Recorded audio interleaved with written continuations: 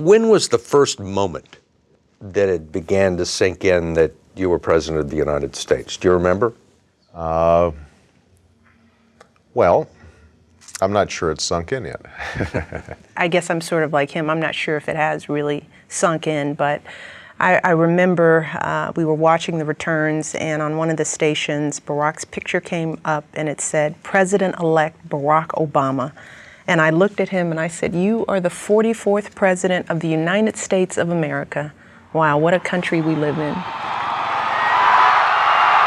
It's their first interview since that historic night, and you'll hear them talk about the entire experience, how their lives have changed, and how he plans to handle the difficult issues facing the 44th President of the United States.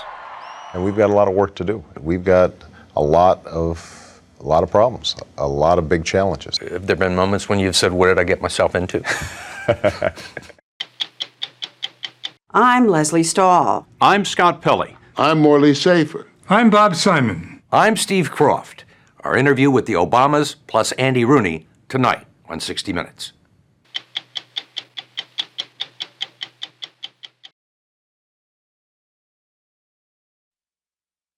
Since Barack Obama was elected the 44th President of the United States 12 days ago, he's largely remained out of sight, getting high-level government briefings and conferring with his transition team.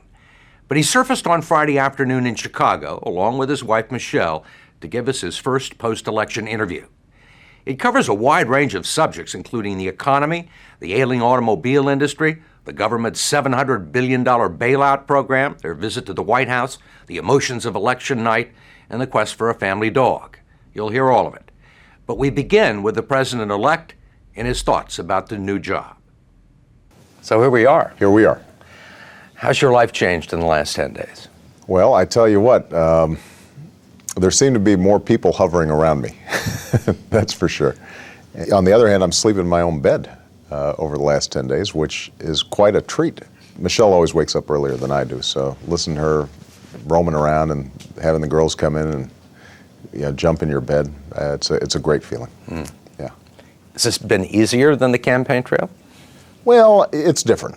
I think that during the campaign, it is just a constant, frenetic forward momentum. Here, I'm stationary, but the issues come to you, and we've got a lot of work to do. We've got a lot of problems, a lot of big challenges. Have there been moments when you've said, what did I get myself into? Surprisingly enough, I feel right now that I'm doing what I should be doing.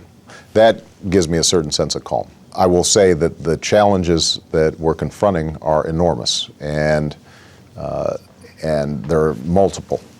And so there are times during the course of a given day where you think, where do I start? What have you been concentrating on this week? A couple of things. Number one, I think it's important to get a national security team in place, because transition periods are potentially times of vulnerability to terrorist attack. We want to make sure that there is as seamless a transition on national security as possible. Obviously, the economy, talking to top economic advisors about how we're going to create jobs, how we get the economy back on track, and what do we do in terms of some long-term issues like energy and healthcare, and how do we sequence those things in a way that we can actually get things through Congress. Are you in sync with Secretary Paulson in terms of how the $700 billion is being used? Well, look, Hank Paulson has worked tirelessly under some very difficult circumstances. We've got an unprecedented crisis, or at least something that we have not seen since the Great Depression. And I think Hank would be the first one to acknowledge that probably not everything that's been done has worked the way he had hoped it would work. But I'm less interested in looking backwards than I am in looking forwards. The government has spent almost $300 billion out of the TARP program, right, the money that was set aside to help the financial industry. And nothing much has changed. If you look at it, nothing much has changed. Why? It's $300 billion. Why is that? I think that part of the way to think about it is things could be worse. I mean, we could have seen a lot more bank failures over the last several months. We could have seen a even more rapid deterioration of the economy, even a bigger drop in the stock market. So part of what we have to measure against is what didn't happen, not just what has happened.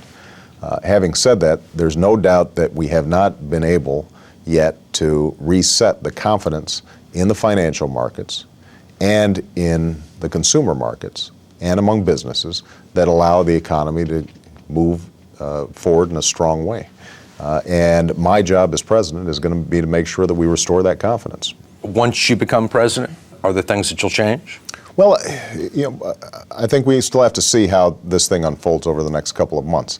One area that I'm concerned about, and I've said this publicly, is we have not focused on foreclosures and what's happening to homeowners as much as I would like. We have the tools to do it. We've got to set up a negotiation between banks and borrowers so that people can stay in their homes. That is going to have an impact on the economy as a whole. And one thing I'm determined is that if we don't have a clear, focused program for homeowners by the time I take office, we will after I take office. Are you being consulted by Secretary Paulson? Is he telling you what's going on? You know, what we've done is we've assigned somebody on my transition team who interacts with them on a daily basis. And we are getting the information that's required and we're making suggestions in some circumstances about how we think they might approach some of these problems. Are they listening? Well, we'll find out. People are comparing this to 1932. Right. Is that a valid comparison, do you think? Well, keep in mind that 1932, 1933, the unemployment rate was 25%, inching up to 30%. You had a third of the country that was ill-housed, ill-clothed, unemployed. We're not going through something comparable to that. But I would say that this is as bad as we've seen since then. And if we don't take some significant steps, then it could get worse. You have a situation right now where you have General Motors, which is in dire straits, may run out of cash by the end of the year, maybe by the end of, certainly if we believe what we read in the papers, by the time you take office. Right. Well, let's see how this thing plays itself out. For the auto industry to completely collapse would be a disaster in this kind of environment, not just for individual families, but the repercussions across the economy would be dire. So it's my belief that we need to provide assistance to the auto industry. But I think that it can't be a blank check. So my hope is that over the course of the next week, between the White House and Congress, the discussions are shaped around providing assistance, but making sure that that assistance is conditioned on labor, management, suppliers, lenders, all the stakeholders coming together with a plan. What does a sustainable U.S. auto industry look like so that we are creating a bridge loan to somewhere as opposed to a bridge loan to nowhere? And that's, I think, what you haven't yet seen. That's something that I think we're going to have to come up with. There are a lot of people that think that the country would probably be better off, and General Motors might be better off if it was allowed to go into bankruptcy.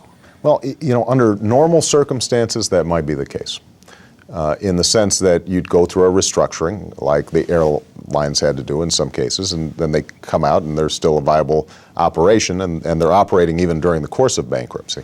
In this situation, you could see the spigot completely shut off, so that it would not potentially permit GM to get back on its feet. And I think that what we have to do is to recognize that these are extraordinary circumstances. Banks aren't lending as it is. They're not even lending to businesses that are doing well, much less businesses that are doing poorly. And in that circumstance, the usual options may not be available. When the price of oil was at $147 a barrel, there were a lot of spirited and profitable discussions that were held on energy independence. Now you've got the price of oil under $60. Right. Does doing something about energy, is it less important now than it was? It's more important. It may be a little harder politically, but it's more important. Why? Well, because this has been our pattern, is we go from shock to trance. Oil prices go up, gas prices at the pump go up, everybody goes into a flurry of activity, and then the prices go back down, and suddenly we act like it's not important, and we start filling up our SUVs again, and as a consequence, we never make any progress. It's part of the addiction, right? That has to be broken. Now's the time to break it. Where is all the money going to come from to do all of these things? And is there a point where just going to the Treasury Department and printing more of it ceases to be an option? Look, I think what's interesting about the time that we're in right now is that you actually have a consensus among conservative, Republican-leaning economists and liberal, left-leaning economists. And the consensus is this, that we have to do whatever it takes to get this economy moving again. That we're going to have to spend money now to stimulate the economy, and that we shouldn't worry about the deficit next year or even the year after. That short term, the most important thing is that we avoid a deepening recession. How high a priority are you placing on re-regulations of the financial markets? I think it's a top priority. I think that we have to restore a sense of trust, transparency, openness in our financial system. And keep in mind that the deregulation process, it wasn't just one party. I think there's a lot of blame to spread around, but hopefully everybody's learned their lesson. And the answer is not heavy-handed regulations that crush the entrepreneurial spirit and risk-taking of American capitalism. That's what's made our economy great. But it is to restore a sense of balance. His first legislative goal will be to get Congress to pass an economic stimulus package that he hopes will create jobs and put money in the pockets of ordinary citizens. Construction programs to shore up the nation's creaky infrastructure, a tax cut for the middle class, and his first initiatives on health care. But some things he can do with the stroke of a pen. There are a number of different things that you could do early pertaining to executive orders. Right. One of them is to shut down Guantanamo Bay. Mm-hmm. Another is to change interrogation methods that are used by U.S. troops. Are those things that you plan to take early action on? Yes. I have said repeatedly that I intend to close Guantanamo, and I will follow through on that. I've said repeatedly that America doesn't torture, and I'm going to make sure that we don't torture. Those are part and parcel of an effort to regain America's moral stature in the world. Can you give us some sense of when you might start redeployments out of Iraq? Well, I've said during the campaign, and I stick to this commitment, that as soon as I take office, I will call in the Joint Chiefs of Staff, my national security apparatus, and we will start executing a plan that draws down our troops. Particularly in light of the problems that we're having in Afghanistan, which has continued to worsen, we've got to shore up those efforts. Where does capturing or killing Osama bin Laden fall? I think it is a top priority for us to stamp out al-Qaeda once and for all. And I think capturing or killing bin Laden is a critical aspect of stamping out al-Qaeda. He is not just a symbol, he's also the operational leader of an organization that is planning attacks against U.S. targets. How close are you to settling on a cabinet? Well, I think that I've got a pretty good idea of what I'd like to see, but it takes some time to work those things through. When are you going to make your first announcements? Soon. Next week? Soon. You met with Senator Clinton this week? I did. Is she on the short list for a cabinet position? You know, she is somebody who I needed advice and counsel from. She is one of the most thoughtful public officials that we have. Beyond that, you're not getting anything out of me, Steve. Will there be Republicans in the cabinet? Yes. More than one? You're not getting any more out of me. You've spoken to some former presidents. I have. Any advice, any good advice they gave you? You know, they were all incredibly gracious, but I think that all of them recognized that there's a certain loneliness to the job. That, you know, you'll get advice and you'll get counsel. Ultimately, you're the person who's going to be making decisions.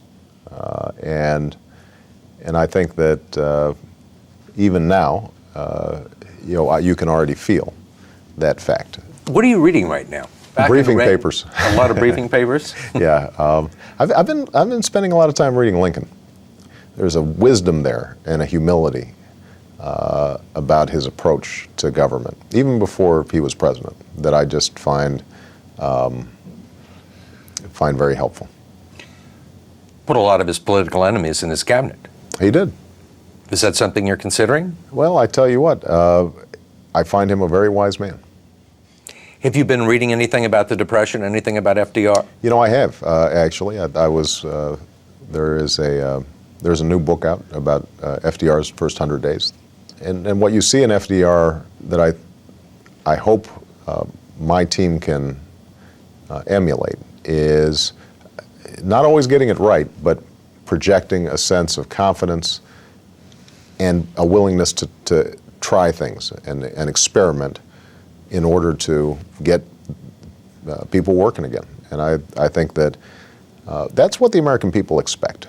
They're not expecting miracles. I think if you talk to the average person right now, that they would say, well, look, we're having a tough time right now. We've had tough times before. And we don't expect that a new president can snap his fingers and suddenly everything's going to be okay. But what we do expect is that the guy's going to be straight with us. We do expect that he's going to be working really hard for us. We do expect that he's going to be thinking about ordinary Americans and not just the wealthy and the powerful. And we do expect that if something doesn't work, that they're going to try something else until they find something that does. And that's the kind of common sense approach that I want to take when I take office. There's been talk on Capitol Hill, and a number of Democratic congressmen have proposed programs that are part of sort of a New Deal. Right. The possibility of reviving agencies like the Home Ownership Loan Corporation. Right. Two points I'd make on this. Number one, although there are some parallels to the problems that we're seeing now and what we saw back in the 30s, no period is exactly the same. And for us to simply recreate what existed back in the 30s in the 21st century, I think would be missing the boat. We've got to come up with solutions that are true to our times and true to this moment, and that's going to be our job. I think the basic principle that government has a role to play in kickstarting an economy that has ground to a halt is sound. I think our basic principle that this is a free market system and that has worked for us, that it creates innovation and risk-taking, I think that's a principle that we've got to hold to as well. But what I don't want to do is get bottled up in a lot of ideology and, is this conservative or liberal? My interest is finding something that works. And whether it's coming from FDR or it's coming from Ronald Reagan, if the idea is right for the times, then we're going to apply it. And things that don't work, we're going to get rid of. Are you going to make a lot of speeches? Are you going to talk a lot to the American people? You're going to go on television and radio and... I'm not sure that the American people are looking for a lot of speeches. I think what they're looking for is action. But one of the things that I do think is important is to be able to explain to the American people what you're doing and why you're doing it. That is something that I think every great president has been able to do, from FDR to Lincoln to John Kennedy to Eisenhower. I think that they were people who were able to say, here's the direction we're going, here's why I think it's important, here are the possible dangers or challenges, but ultimately, this is going to lead us to a better America. And I want to make sure that I can recreate a bond of trust between the presidency and the public that I think has been lost. The president-elect and Mrs. Obama have already been on a tour of their new home. And when we come back, they talk about the challenges and the excitement of moving into the most famous address in the world.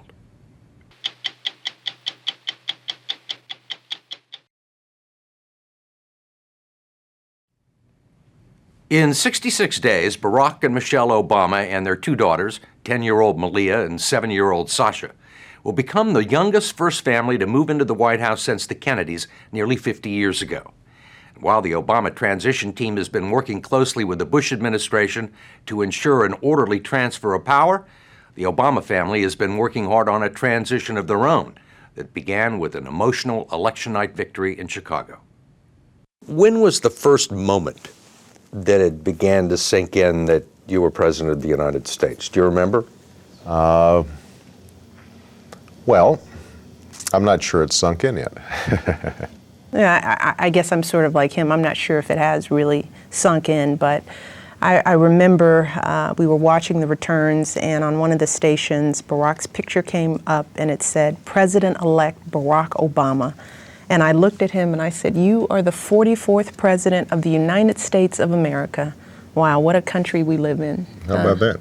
Yeah. Yeah. And then she said, are you going to take the girls to school in the morning? I did not. I didn't say that. It wasn't at that moment.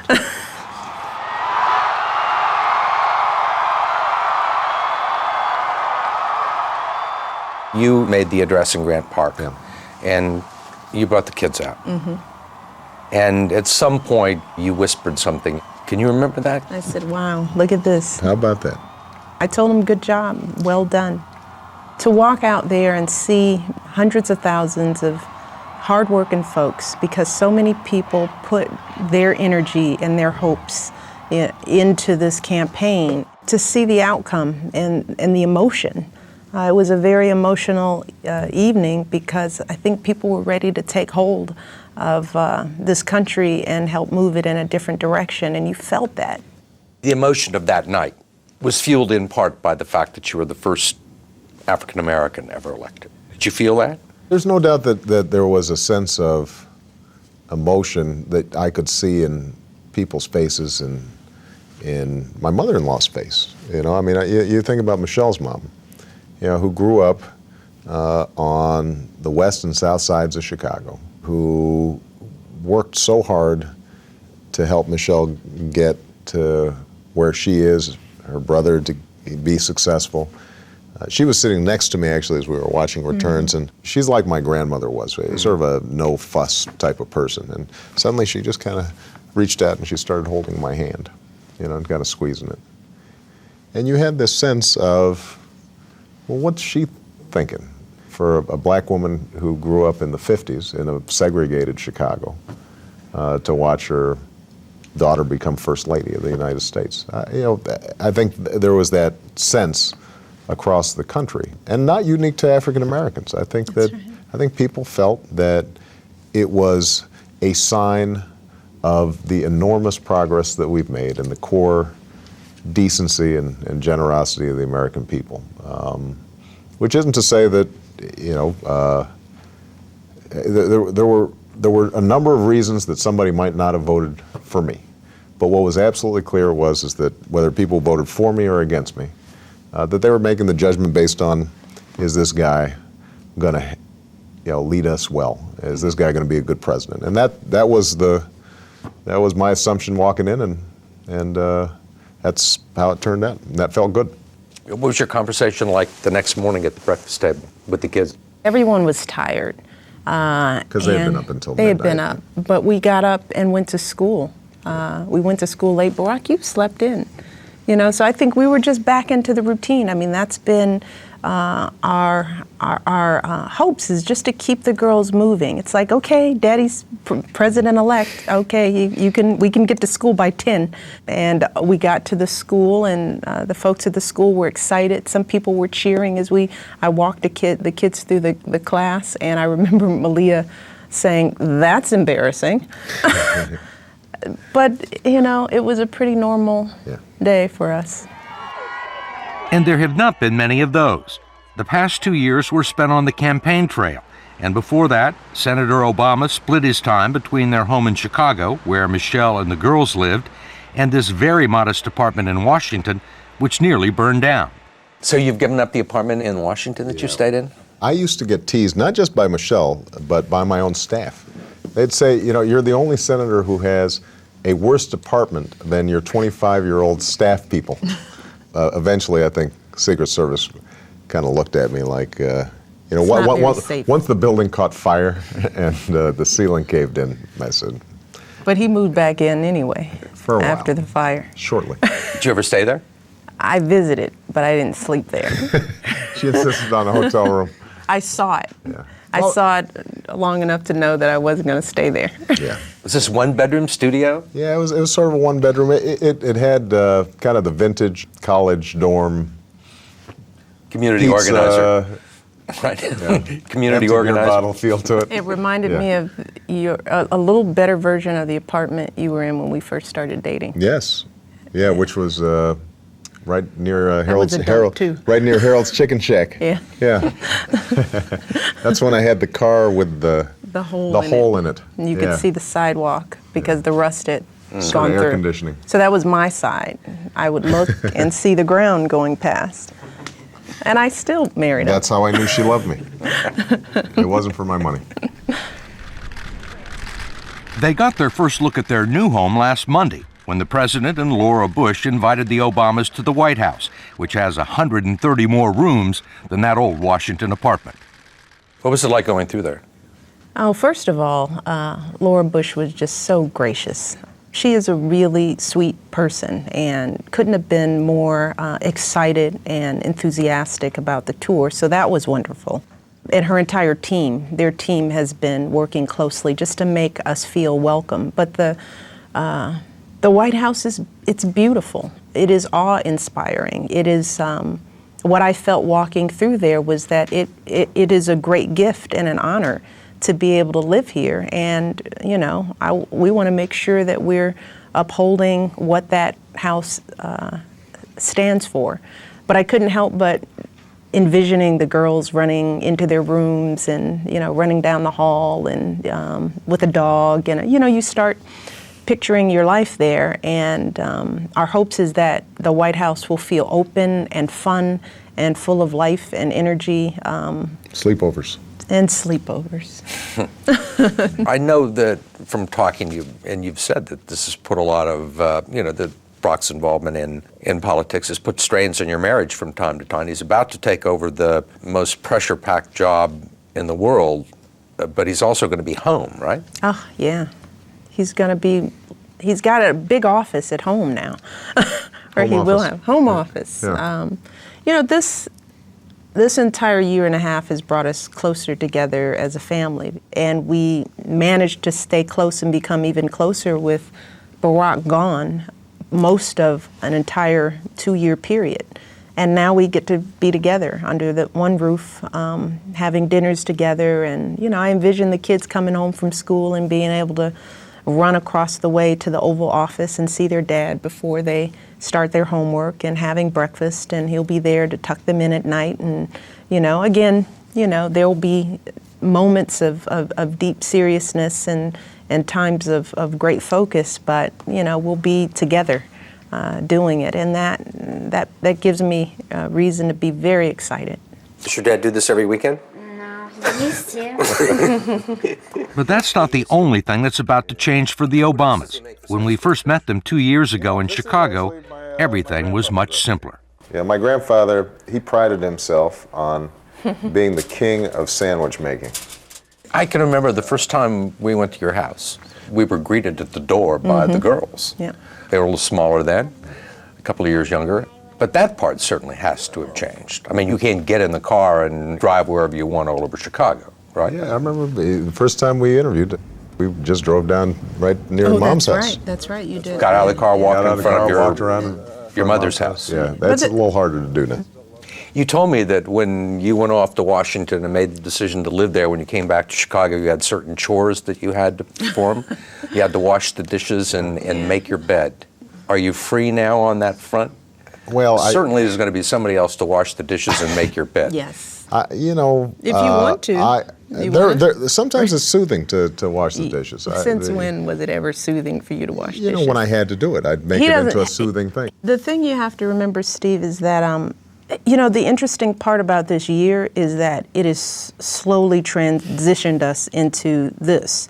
So today doesn't feel as normal as it did yesterday. If we had compared it to the January before he announced, it would seem truly odd. But we have gradually, you know, had more and more changes, and I think for us, that's helped us get adjusted to it, so today isn't a shock. One of the great joys of this campaign is seeing how the girls have adjusted to this thing.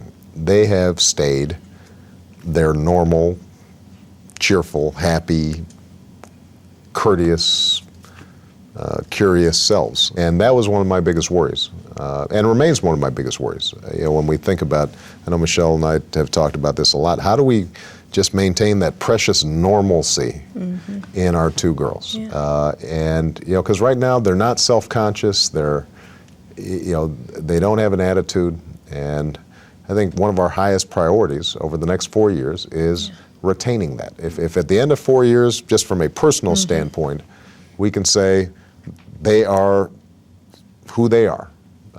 They remain the great joys that they are. And this hasn't, created a whole bunch of problems for them, then I think we're going to feel pretty good. How has your life changed in the last 10 days? It's calmed down a bit. I mean, we're back into more of a routine. There's still some things we're not adjusted to. Like what? Like What do you want? What are Me you not adjusted being to? able to take a walk. Oh, well, No, I mean, true. those are things that. I don't walk as much as he does, so I guess I don't miss it. Yeah, I mean, You want to go for a walk? I do. I'd love to take you for a walk, although it's cold today. But Yeah, I wouldn't go with you. I know.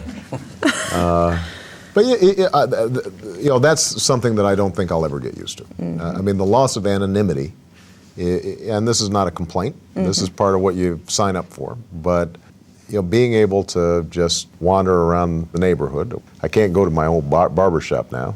I've got to have my barber come to some undisclosed location to cut my hair.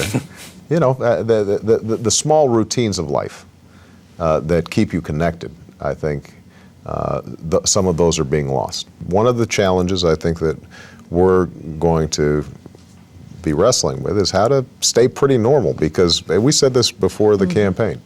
And I believe this. I actually think that we are as close to what normal folks go through and what their lives are like as just about anybody who's been elected president recently. Hanging on to that is something that's important. Michelle helps on that because she's just a sensible person. I know you've said that your first priority is to be mom in chief. Yes. You're a Harvard Law School grad yourself, and a Princeton grad. You were a high-powered executive. How long do you give her knocking around that big house before she starts to want to put an imprint on the job of being First Lady? I think Michelle is going to design her own role. I think she's going to set her own path. But here's one thing I know about Michelle. She's serious when she talks about being a mom. That's why our girls are so wonderful. I'd love to take credit for it, but this is the one who deserves most of the credit.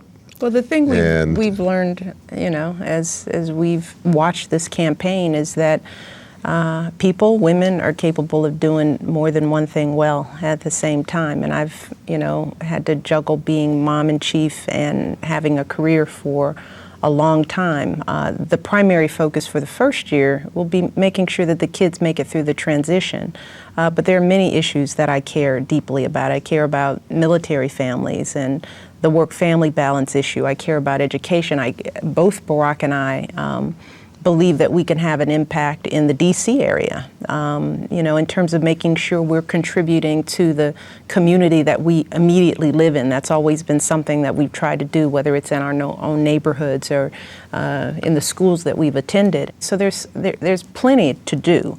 Did you seriously consider sending the girls to public school? We're still in the process of figuring out that transition, and what we have asked people to understand is that the decision that we make will be based on the best interest of the girls. We haven't made that decision yet. We want that to be a personal process, so and people have been really good about respecting that. Who else will be moving into the White House with them? That part of the story in a moment.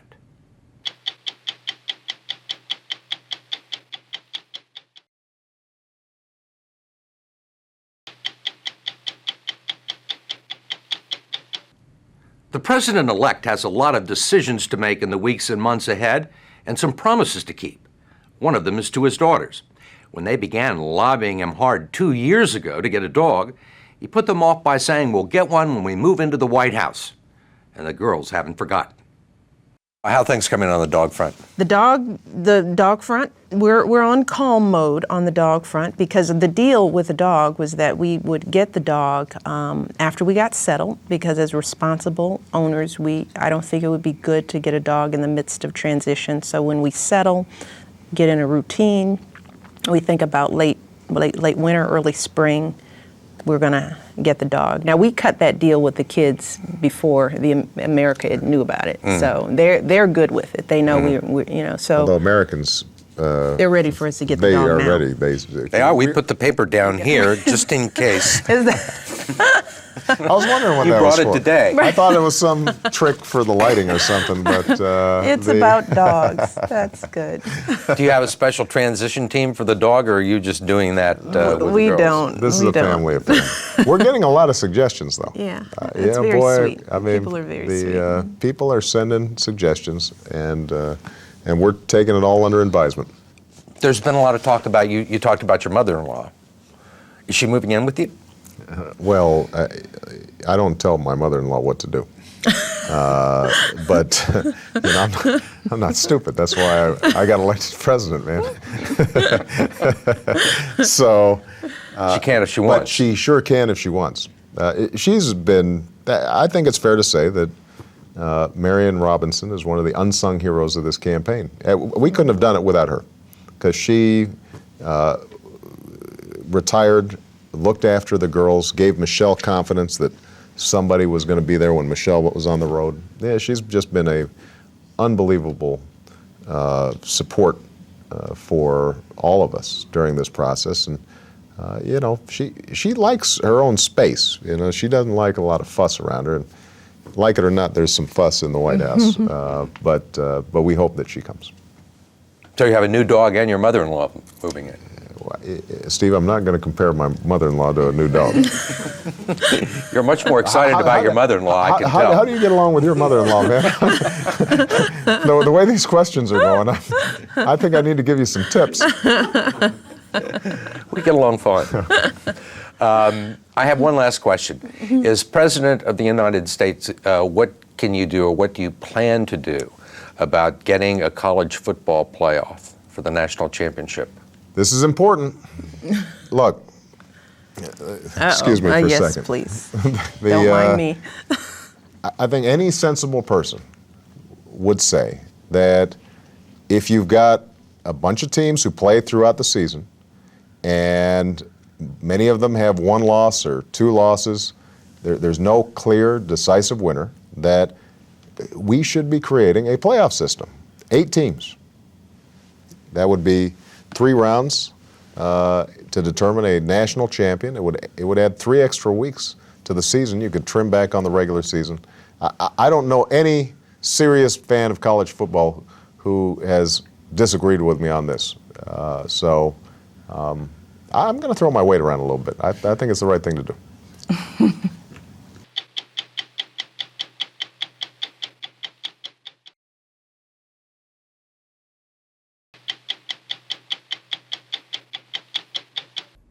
For Andy Rooney, there's no business like the newspaper business. Although I might lose an argument claiming that I am one, I think of myself as a newspaper man first. I do write a newspaper column that appears in a lot of newspapers, and I wouldn't trade those for all the stations that broadcast this television commentary. The money I'd trade. Right here in my CBS office, we get 8 newspapers every morning. Can't say I memorize all of them, but I read a lot of what's in those papers. I worked briefly for a newspaper before World War II, and on the strength of this weak association, I got a job with the Army newspaper, the Stars and Stripes, in London in 1942. It was a very good professional newspaper with a staff of reporters and editors who in civilian life had worked for major newspapers in big cities all across the United States. I was easily the least experienced staff member, and I was lucky that I didn't get fired before I learned how to do it. I suppose it's partly, at least, because I do think of myself first as a newspaper man, that I worry about the newspaper business. Things are not going well for them. Too many papers are going out of business. We've all been reading about the decline of newspapers for years, first radio, then television, and now the internet all compete with newspapers. There's been a steady decline in the circulation of most newspapers, but it's strange because there's still no decline in the faith that people put in their newspaper.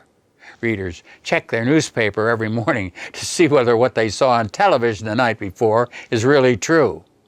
We read our newspapers, too, for all the good pieces of information that television has no time for. Newspapers are subjected to a kind of scrutiny that television news is not. If it's on television, you don't cut it out, save it, and check the facts later. Television news is on the screen 1 minute and gone the next.